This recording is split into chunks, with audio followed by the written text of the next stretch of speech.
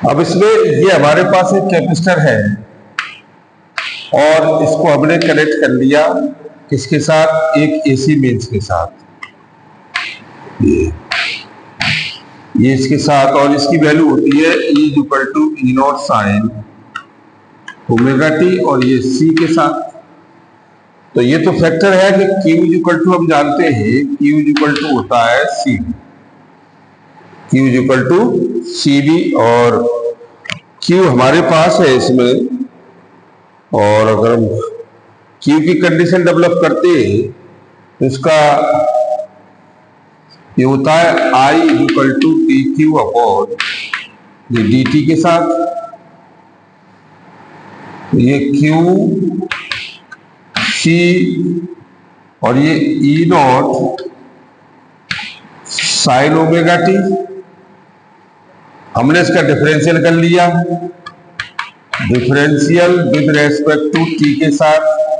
तो ये dQ upon dt आ गया आपका हमारा C E0, और ये d upon dt sign omega T, और ये I= हो गया C E0, और ये ओमेगा और कॉस ओमेगा टी।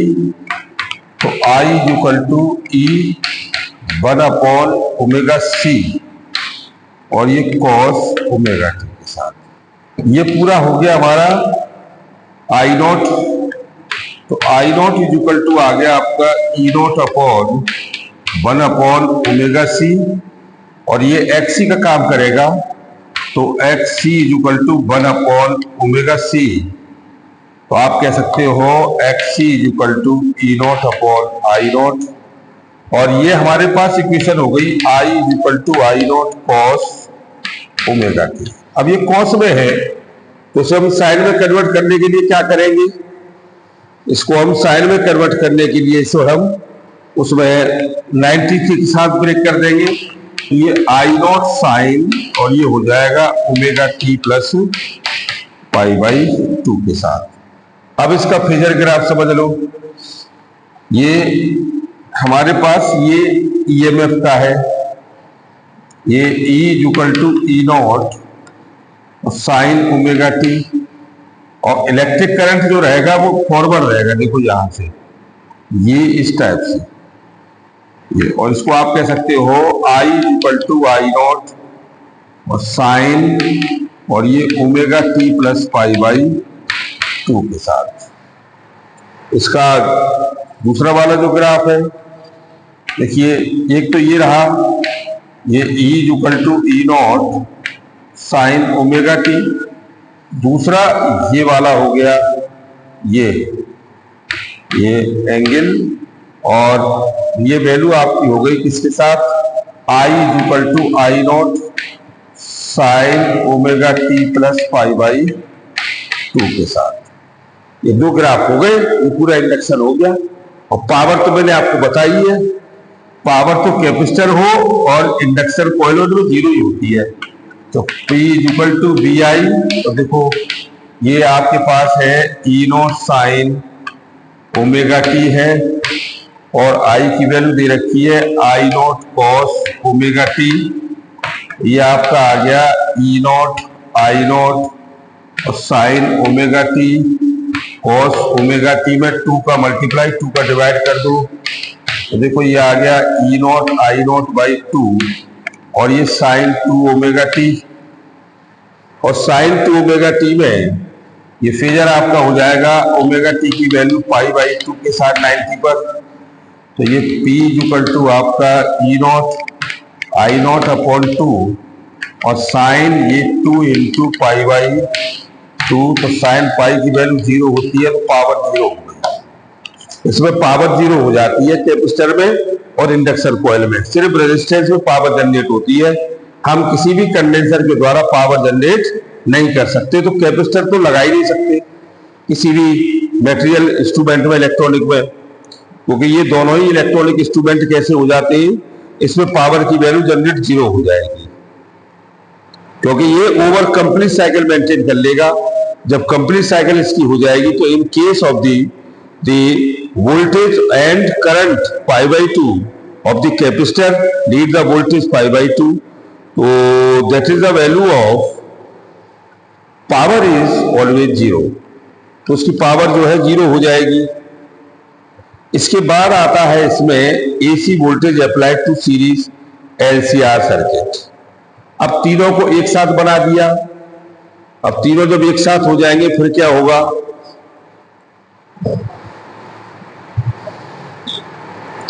उसे समझ लो. अब तीनों वाला केस,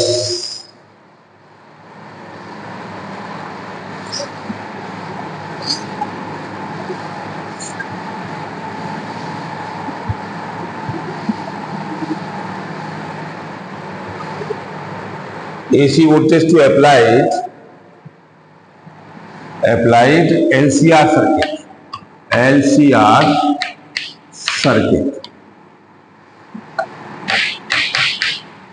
अब सर्किट में आ गई तो देखो तीनों को इसमें ऐड कर दो. अब तीनों एक साथ ऐड हो जाएंगी. एक इसमें रेजिस्टेंस लग गया, एक इसमें कैपेसिटर लग गया और एक इसमें इंडक्शन कॉइल आ गई. तो उसको हमने AC में से कनेक्ट कर दिया. AC कर से रेजिस्टेंस आ गया, ये C आ गया, इसमें N आ गया. अब देखो क्या है, AC वैल्यू होती है E=E0 sin ओमेगा t. तो इसमें V और I सेम डायरेक्शन में होते हैं और इस वाले में जो है V इधर डायरेक्शन में होता है और XL माइनस XC, ये XC इसके डाउनवर्ड में हो जाता है. इसमें V ये हो गया और ये आपका XL. अब इसका कैपेसिटर रिलेशन आ गया. तो देखो जब हमने इसको लिया तो ये इस पर तो आपका आ गया E=E0 sin ओमेगा t. अब ये दोनों जो है इसमें ये चला गया XL ऊपर की ओर और XC नीचे आ गया XC. और जब हमने इसको कंपोनेंट से ऐड किया तो कंपोनेंट ऐड करने पर हमने क्या देखा कि ये जो वैल्यू है यहां हो जाएगी XL माइनस की XC और ये आपका Z इंपीडेंस आ गया ये फाई के साथ और ये R का काम करेगा. तो देखो ये आपका हो गया OAB. तो आप इसे लिख सकते हैं, ये देखो Z² अंडर रूट और ये R² plus XL minus XC का होल स्क्वायर. ये है Z under root R² plus XL minus XC और tan फाई की वैल्यू हो जाएगी XL माइनस के XC अपॉन R. कब? जब फाई की वैल्यू 0 से बड़ी है और यही चीज ये हो जाती है XC माइनस के XL अपॉन R. तो उस केस में फाई की वैल्यू छोटी हो जाती है, नेगेटिव हो जाएगी. अब इसको समझाया है उसने. अब इसको कैलकुलेट कैसे किया है, देखो उसने क्या किया, तीनों को जोड़ दिया. E= VR VC और ये VR, तीनों को जोड़ दिया तो देखो कितना करंट बनेगा. ये E= ये हो गया IR प्लस और VC कितना हो जाएगा, ये हो जाएगा L DI/dt और प्लस और Q= CV, तो ये Q/C. इसको V करो L और इसको करो VC.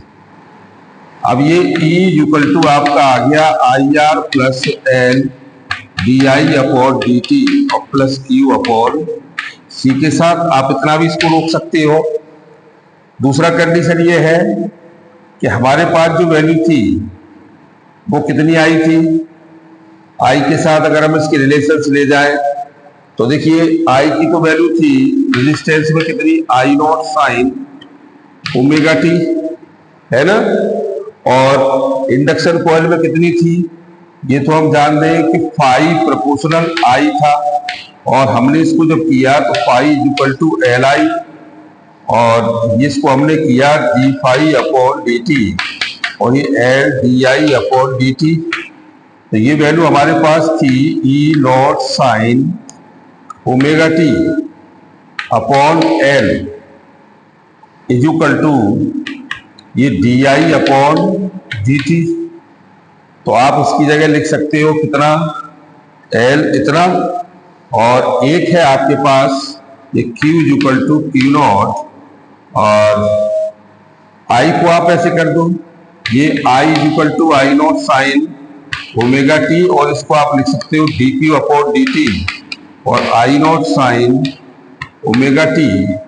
तो d Q is equal to हो जाएगा आपका I naught sine omega t into d t, और ये भी आपका हो गया कितना, Q naught D Q not upon D T, D T से डी टी कैंसिल हो गया, तो क्यू इक्वल टू आ गया Q naught sine omega T. ये सारे फैक्टर लगा दो, तो देखो ई इक्वल टू आप लगा सकते हो I naught sine omega t into R plus, और ये d I upon D t की जगह हो जाएगा कितना, ये आपकी वैल्यू हो जाएगी आई की D I upon D T. इसको हमने डिफाइन कराया तो एल और D I upon D T हो गया ई नॉट, ये E naught sine omega T, और प्लस ये Q naught sine omega T upon C के साथ। तो ये हम फैक्टर में इसको लेके आ गए, ई इक्वल टू ये are I naught sine omega t के साथ। तो इसने इसको यहाँ इतना ब्रेक नहीं किया है, इसको इसने इंडक्शन कॉइल में कन्वर्ट किया है। तो ये इसको आप कैलकुलेट करने का इसने एक थ्योरम एनालिटिकल मेथड दिया है, उस एनालिटिकल मेथड से इसको कैलकुलेट करेंगे। अब एक एनालिटिकल मेथड जब इसको डिफाइन कराएगी तो हम इसको लिख सकते हैं कितना, देखिए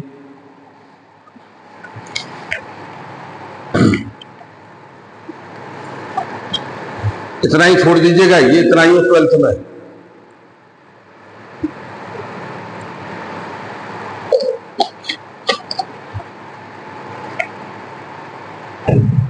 अब इसको उसने एक नए सिस्टम से उसको बढ़ाया है, उसको देख लो। हालांकि वो अब सिलेबस में नहीं रहा, उसे हटा दिया गया है। इसका फिगर ग्राफ भी दिया है इसमें, तो मैं इसका फिगर ग्राफ और बना देता हूं। मैं अभी एनालिटिकल मेथड बताऊंगा पूरा, ये अभी मिटा नहीं रहा है इसको, मैं इतना ही मिटाऊंगा।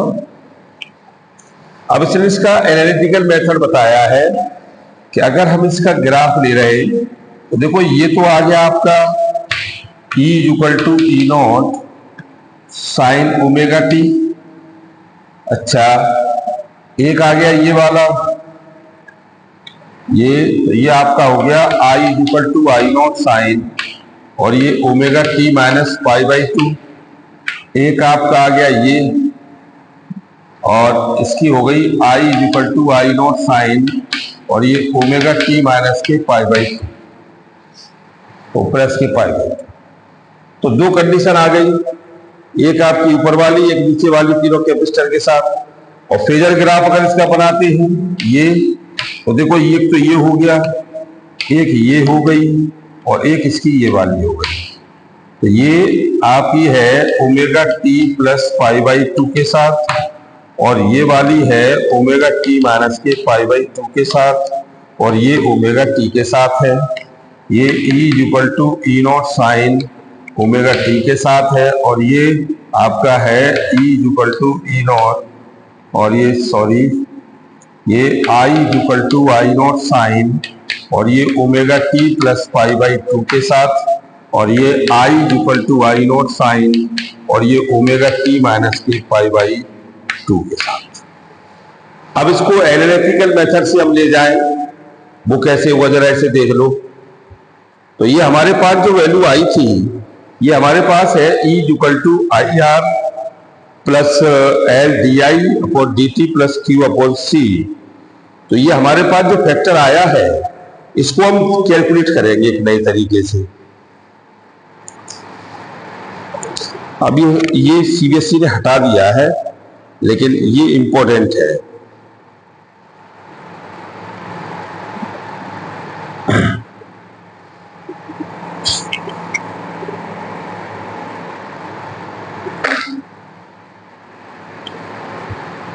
समझ लो इसे।